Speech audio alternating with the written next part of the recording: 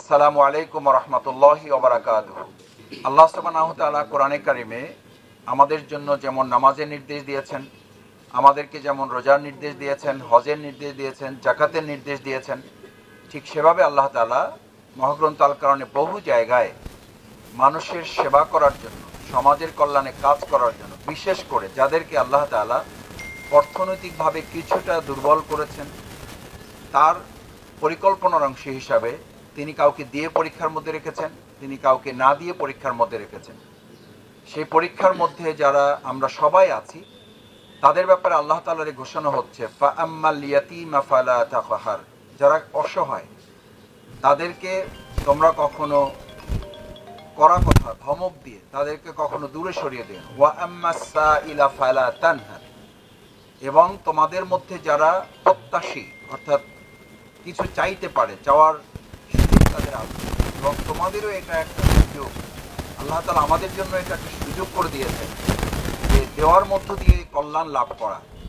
এই কল্যাণটা আপনার যেমন, তার চেয়ে যারা দিতে পারেন, যাদেরকে আল্লাহ তাআলা দেওয়ার এই তৌফিক দিয়েছেন, এটা তাদের জন্য তার চেয়ে অনেক বড় কল্যাণ।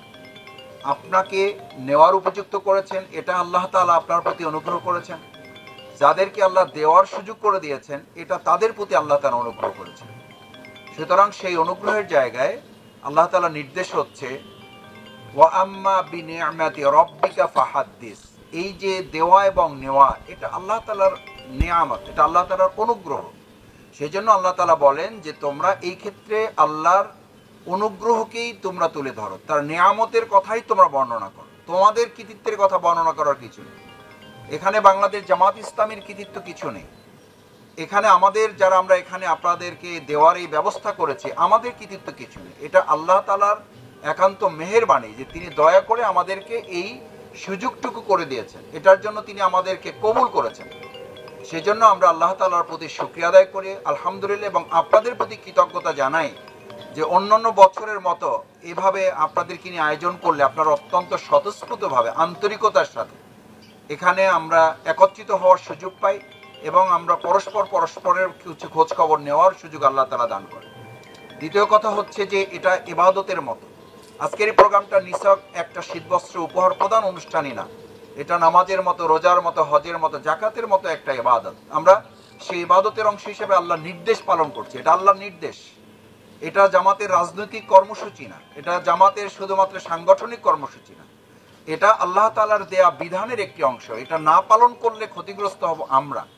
যাদের এই সুযোগ আছে তারা এটা না আদায় করলে, নামাজ না পড়লে যেমন তিনি ক্ষতিগ্রস্ত হন, হজ আদায় করার সামর্থ্য থাকার পরও তিনি এটা না করলে যেমন তিনি ক্ষতিগ্রস্ত হন, রোজা রাখার বিধান তারপরে কার্যকর থাকা সত্ত্বেও তিনি না করলে যেমন ক্ষতিগ্রস্ত হন।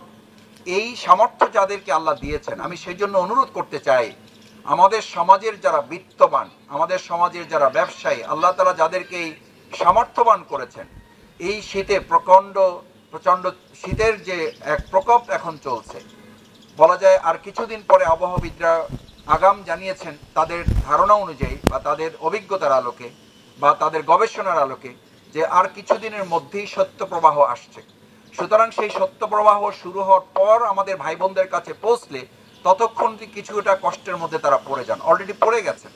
কিন্তু আমরা লক্ষ্য করছি যে যেই পরিমাণ আমাদের বিত্তবান আছেন, সমাজে প্রভাবশালীরা আছেন, অর্থশালীরা আছেন, তাদের যেভাবে এগিয়ে আসা দরকার, অন্যান্য রাজনৈতিক সংগঠনগুলো আছে, সাংস্কৃতিক সংগঠনগুলো আছে, রাষ্ট্রীয় পর্যায়ে থেকেও যেভাবে এই ব্যাপারে উদ্যোগ গ্রহণ করা দরকার, আমরা মনে করি সে ব্যাপারে আরও কয়েক গুণ গতি নিয়ে এটা এগিয়ে আসা প্রয়োজন।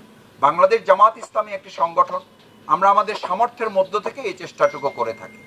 সবশেষ আমি আপনাদের কাছে অনুরোধ করতে চাই, সম্মানিত ভাই এবং বোনেরা, বাংলাদেশ জামাত ইসলামী এই যে উদ্যোগ নিয়েছে, এটি প্রিয় নবী মুহাম্মদ রাসূলুল্লাহ সাল্লাল্লাহু আলাইহি সাল্লাম এই কাজের মাধ্যমেই তিনি একটি মানবিক মদিনা রাষ্ট্র তৈরি করেছিলেন। বাংলাদেশ জামাত ইসলামী এরকম একটি মানবিক বাংলাদেশ তৈরি করতে চায়। রাসূল করিম সাল্লাল্লাহু আলাইহি সাল্লামকে নির্যাতন নিপীড়ন করা হয়েছে, কিন্তু তারপরও তার একটি বিরাট বৈশিষ্ট্যের কারণে হযরত খাদিজা রাদিয়াল্লাহু তাআলা আনহা তাকে আশ্বস্ত করেছিলেন, মুহাম্মদ আপনি ভীত সন্ত্রস্ত হবেন না, আপনাকে যত নির্যাতন নিপীড়নই করুক, আপনাকে যতটা কোণঠাসা করুক, আপনাকে যতটা সমাজ থেকে আলাদা করার চেষ্টা করুক, আপনি যেহেতু মানুষের কল্যাণে কাজ করেন, আল্লাহ তাআলা অবশ্যই আপনার স্রষ্টা, আপনার রব আপনাকে অবশ্যই মানুষের মাঝে সম্মানিত করবেন। আলহামদুলিল্লাহ বাংলাদেশ জামাত ইসলামী এই মানবতার কল্যাণে কাজ করে বলেই বিগত 16 বছরে আমাদেরকে যত কোণঠাসা করার চেষ্টা করা হয়েছে, যত আমাদের সংকীর্ণতার মধ্যে ফেলানোর চেষ্টা করা হয়েছে, নির্যাতন, নিপীড়ন, হামলা, মামলা, ফাঁসি দেওয়া হয়েছে, আলহামদুলিল্লাহ আল্লাহ তাআলার একান্ত মেহেরবানিতে এই সমাজ কল্যাণমূলক কাজের সূত্র ধরেই আমাদের নেতৃবৃন্দের শাহাদাত, রক্ত এবং জেল জুলুমের উপরে আল্লাহ তাআলা আপনাদের সাথে আমাদের এই ভালোবাসার বন্ধন তৈরি করেছেন।